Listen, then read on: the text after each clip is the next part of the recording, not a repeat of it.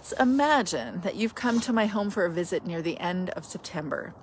The school year is well underway, but we can still enjoy the Adirondack chairs by the Kootenay River. I'll offer you a cup of probably mint tea or maybe mint lemonade because I've got a lot of it in the garden.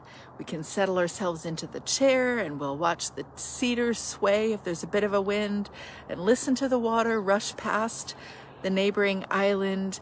Notice the splash of the beaver jump into the water and look up to see the geese fly south. Our kids might be jumping on the trampoline together for a solid 20 minutes until they run to the house to get my son's child-sized crossbow to shoot at trees. Hopefully he'll not shoot at the deer or the wild turkeys this time. They run around the house, the kids, as we're trying to listen to each other chat. They run around the house a bit, shoes on or off. How they do that on pea gravel, I will always wonder. Their activities entertain each other as our Great Pyrenees puppy watches. She's no longer a puppy, she's a big old dog. Our chickens here will cluck toward us in a pack. They'll notice the crumbs from the scones that I've offered you.